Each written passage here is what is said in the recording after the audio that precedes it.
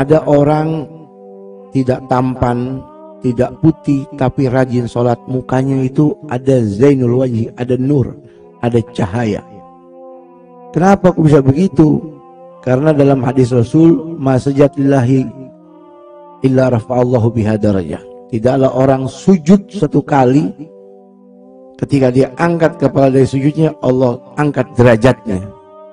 Jadi semakin orang rajin sujud, semakin rajin sholat, terangkat derajatnya dan bercahaya wajahnya. Karena semakin dia basuh wajahnya dengan air wudhu, semakin rontok dosanya.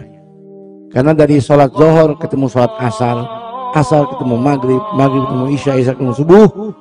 Kalau orang itu menghindarkan dari dosa, dosa yang sebelumnya terhapus, dibersihkan sama Allah. Qala la ya Rasulullah, qala fakadzalika shalawatul khams.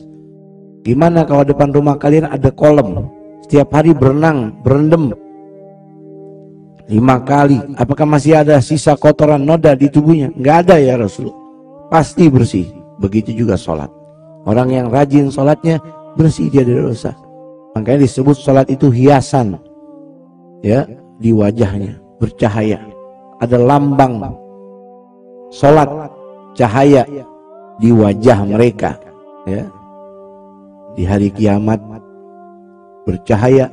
Ghurra al-muhajjalina min atharil wudu, keluar cahaya dari wajahnya, dari tangannya, berkat banyaknya berwudu dahulu di dunia. Batal wudu, jaga lagi, batal wudu, wudu lagi. Taib. Lalu dikatakan zainul wajhi wa nurul qalbi, cahaya dalam hati, ya. Makanya disebut orang yang menjaga salat jamaah 40 hari berturut-turut, ya, terbebas dia daripada penyakit hati, kemunafikan, ya. Orang yang jaga salat 40 hari berturut-turut berjamaah, maka Allah kasih cahaya hikmah, yanabul hikmah min qalbi ala lisani. Keluar cahaya dari hatinya menuju mulutnya. Dia akan berkata perkataan yang indah, perkataan-perkataan bijak penuh hikmah, berkat cahaya yang muncul dari hati gara-gara menjaga salat 5 waktu 40 hari berjamaah. Mudah-mudahan kita bisa mengamalkannya. Ya, ada aulia, ada ulama yang 30, 40, 50 tahun nggak pernah sholat sendiri, pasti sholatnya berjamaah.